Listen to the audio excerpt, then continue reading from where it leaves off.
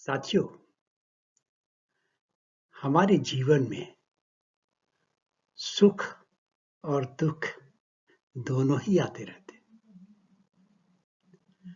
ना ही सुख सदा रहता है और न दुख, परंतु हम सभी सदा सुखी रहना चाहते हैं।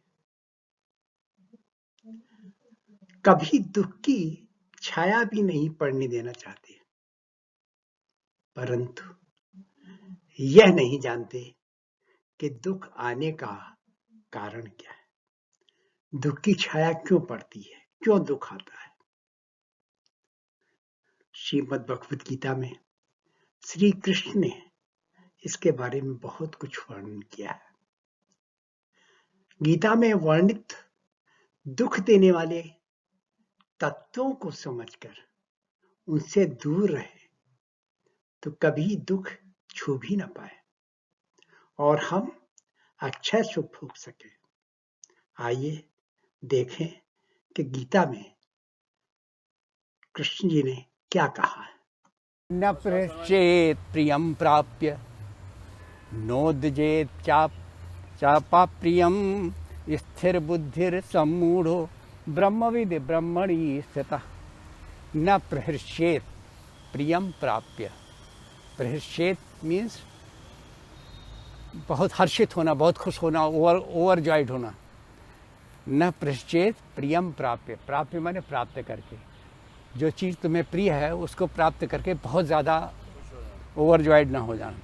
नोद्यजे प्राप्य चा प्रियम चा अप्रिय। अगर कोई चीज़ अप्रिय मिले तो उसके होके बहुत उद्विग्न न होना। न उद्यजेत प्राप्य चा अप्रियम। स्थिर बुद्धिर असम्मूढ़ो। स्थिर बुद्धि असम्मूढ़ो, बुद्धि को स्थिर रखे। असम्मूढ़, सम्मूढ़ माने मोहित होना, असम्मूढ़ मीन्स न मोहित होना। और किसी भी चीज़ में बहुत ज़्यादा मोह नहीं रहे, मोहित ना हो। ब्रह्मविद, और जो ऐसे लोग ब्रह्म को जानने की तरफ करते हैं कोशिश, और ब्रह्मणि स्थिता, वही ब्रह्म में स्थित है। जो कल कह रहे थे उसके बाद का ये श्लोक है। खुशी में ज़्यादा खुश ना हो, दुखी में ज़्यादा दुखी ना हो। हाँ, उसमें जो हो ब्रह्म में स्थित रहे। और ब्रह्म में स्थित कैसे रहें उसको भी आगे दिया है। बाह्य स्पर्शे सक्तात्मा विन्नत्यात्मनि यत् सुखम स ब्रह्म योग युक्तात्मा सुखम अक्षयमश्नुते। मतलब दिया बाह्य स्पर्शेषु। स्पर्श, हम जो इंद्रिय सुख जो है स्पर्श से जो मिलता है ना। बाह्य स्पर्शेषु असक्त आत्मा, जिसने अपनी आत्मा को बाहर के जो संयोग को, इंद्रिय और इंद्रिय के विषय के संयोग को जो है उससे असक्त हो गया है, उससे दूर हो गया है, अनअटैच्ड है। विन्नति आत्मनि या सुखम, जो अपने अंदर आत्मा में जो सुख है उसको एंजॉय करता है, इंटरनल पीस को एंजॉय करता है। स ब्रह्म योग युक्त आत्मा, वही जो है ब्रह्म योग से युक्त होता है। वही आत्मा जो है ब्रह्म योग से युक्त, मतलब अपने को ब्रह्म के साथ आप जोड़ लेते हो और बाहर की चीज़ों से आप अलग हट गए, डिटैच कर लिया। और सुखम अक्षय मश्नुते, वो अक्षय सुख को प्राप्त करता है, जो कि सुख कभी नष्ट नहीं होता। कि आप कहीं बैठ गए, इंटरनली आप इंजॉय कर रहे हो तो आप, और बाहर की चीज़ों से आपने नाता तोड़ लिया तो आप जो है अक्षय सुख को, जो सुख कभी नष्ट नहीं होगा। क्यों? जो बाहर की चीज़ों के सुख कैसे हैं वो दिया है। ये ही संस्पर्शजा भोगा दुख यौन एवते आद्यंतवंतः कौन्तेय न ते शुरमुते बुधा। ये माने जो लोग निश्चय ही संस्पर्शजा, स्पर्श के से जनित भोग को भोगते हैं। जो हम जाए इंद्रिय और इंद्रिय के विषय के स्पर्श से जो हम सुख भोगते हैं, सोचते हैं ये भोग, वो दुख योनय एवते, वो सब दुख के स्रोत हैं, दुख के योनि है, दुख के स्रोत हैं। टेम्परेरी भी तो है। हाँ, और वो दिया है आदि अंतवंता, आद्यंतवंता, मतलब उनका शुरुआत भी होती है और उनका अंत भी होता है। मतलब टेम्परेरी चीज़ है, जिसकी जो टेम्परेरी होता है उसका आदि होता है, अंत भी होता है। न ते शुरमते बुधा, जो बुद्धिमान लोग हैं उनमें ज़्यादा रमण नहीं करते, उनको ज़्यादा एंजॉय नहीं करते। न्यूट्रल है। हाँ, उनसे जो है थोड़ा डिटैच्ड ही रहते हैं, ज़्यादा उसको एंजॉय नहीं करते। हो गया सामने देख रहे हैं, बस एंजॉय नहीं करते उसको। न ते शुरमते बुधा, न ते शुमन, उनमें रमते न रमते बुधा, जो बुद्धिमान लोग हैं उनसे उन पर रमते नहीं हैं, उनमें उनको एंजॉय नहीं करते। तो ऐसे कितने % लोग होंगे? ऐसे कितने परसेंट, थोड़े से हैं, लेकिन वो जो है मतलब लाखों में एक। लाखों में एक मानो। बल्कि ज़्यादा करोड़ों में। हाँ, ऐसा भी हो सकता है करोड़ों में एक हो। तो ये एक्चुअली में क्या है, ये सब चीज़ें आपको त्याग देनी पड़ती हैं आपको, आपके सारे मोह माया से सबको हटा के सब कुछ करके जिस तरह से तो छोड़ना ही पड़ेगा। नहीं, छोड़ने की जरूरत थोड़ी है। शक्नोति है व्यासोढ़म, शक्नोति है व्यासोढ़म प्राक् शरीर विमोक्षणात् काम क्रोधोद्भवम वेगम स युक्ता स सुखी नरः। इसमें भगवान ने कहा है शक्नोति है यह सोढ़ुम, यह माने जो, शक्नोति है सोढ़ुम माने सहन करना, और शक्नम कैपेबल है। जो व्यक्ति सहन करने में कैपेबल है, क्या चीज़ सहन करने में कैपेबल है और कब तक करे, प्राक शरीर विमोक्षणात्, जब तक शरीर छूटे नहीं, मतलब डेथ ना हो, जब तक वो सहन करने को तैयार है। तो इसका मतलब पूरे जीवन काल में, कहने का मतलब है पूरे जीवन काल में जो इस सहन करने के लिए समर्थ है। क्या सहन करने के लिए?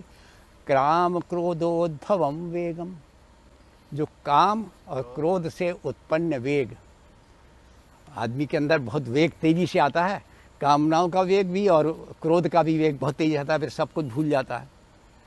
जो ऐसे वेग को सहन करने को तैयार है, उसको रिएक्शन नहीं देता है, रिएक्ट नहीं करता है, उसको सहन कर जाता है, जो सामने चीज़ें आई उसको पचा गया, डाइजेस्ट कर गया, जो सहन करने के लिए तैयार है, स युक्ता स सुखी नरः, वही योगी है और वही सुखी है।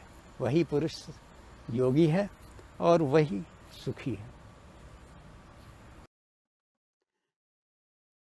जो न हो अपने प्रिय को पाकर अति हर्षे, नहीं हो जो अप्रिय को पाकर भी दुखित, स्थिर बुद्धि कभी भी जो न हो सम्मोहे, ब्रह्म ज्ञान हित रहे सदा ही ब्रह्म में स्थित। हो न हो जो अपने प्रिय को पाकर अति हर्षे, नहीं जो अप्रिय को पाकर भी दुखित, स्थिर बुद्धि कभी भी जो न हो सम्मोहित, ब्रह्म ज्ञान युत रहे सदा ही ब्रह्म में स्थित। जो अनासक्त बाहर के इंद्रिय भोग में, पाए सुख सो आत्मा के संग संयोग में, वह ब्रह्म से आत्मा को कर योग योग, अनंत सुख भोगता इस अक्षय उपभोग में। जो अनासक्त बाहर के इंद्रिय भोग में, पाए सुख सो आत्मा के संग संयोग में, वह ब्रह्म से आत्मा को कर योग योग, अनंत सुख भोगता इस अक्षय उपभोग में। इंद्रियों के स्पर्श से जनित सुख जो रहे भोग, दुखों के ही स्रोत वे सब, देते नित शरीर रोग। इंद्रियों के स्पर्श से जनित सुख जो रहे भोग, दुखों के ही स्रोत वे सब, देते नित शरीर रोग। इंद्रिय सुख ऐसे जिनका आदि है वह अंत भी, इंद्रिय सुख ऐसे जिनका आदि है वह अंत भी, बुद्धिमान न इनमें रमन हित करते संयोग। इंद्रिय सुख ऐसे जिनका आदि है वह अंत भी, बुद्धिमान न इनमें रमन हित करते संयोग। काम क्रोध जनित वेग सहने में जो समर्थ, काम क्रोध जनित वेग रहने में जो समर्थ, इससे पहले कि यह शरीर हो जाए व्यर्थ। काम क्रोध जनित वेग रह सहने में जो समर्थ, इससे पहले कि यह शरीर हो जाए व्यर्थ। वही योगी और वही है सबसे सुखी व्यक्ति, वही योगी और वही है सबसे सुखी व्यर्थ। उसने ही समझ लिया जीने का सच्चा अर्थ। Learning. Now we should understand what learning we get from these shlokas. Every human being has sympathetic and parasympathetic nerves. Sympathetic nerves affect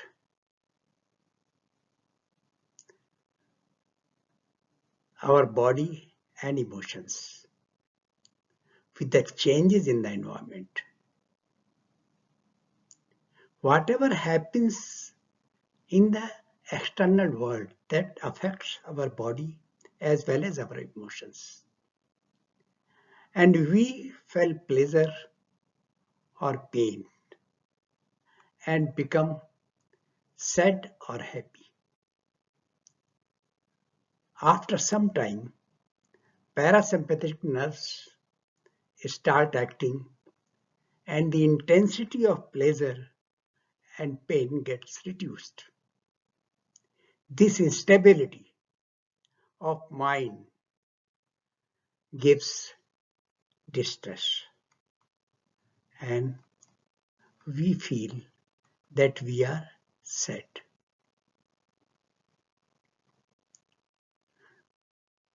So thus, instability of mind gives us distress.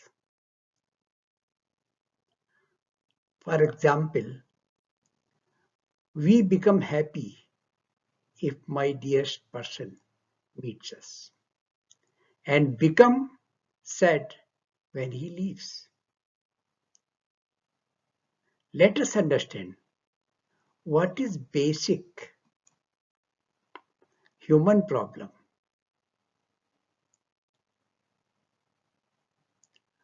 All sense objects, when contacted by sense organs, can give pleasure or pain. Pleasure burnout. Pleasures are born out of contact between sense organs and object of sense. So, it means we derive pleasure with the contact of external world, and that is affecting our mind. So, stable minds lead to supreme. If we start deriving pleasure from our inner being, then what will happen? We will always be happy. We will never be sad. We must understand that external pleasure has beginning and end. Because when somebody meets, we will be happy. But if somebody comes, he will go also. So when he leaves, or some good things will not be here permanently. When they will leave, we will be sad. It means external pleasure has beginning and end. Then what will happen? It means we desire, whatever we desire that a person should always be a good man, or good things should always be with us. But we do not get what we desire. What we get what we deserve. So it means it is required that we must defeat our desire, because if desire is not fulfilled, there will be anger, and also we should defeat desire and anger if we want to experience inexhaustible pleasure. So it means we have to be, if we want to experience, to be in inexhaustible pleasure, we should leave our desires and we should be away from anger. Thank you, friends. If you like this video, please subscribe.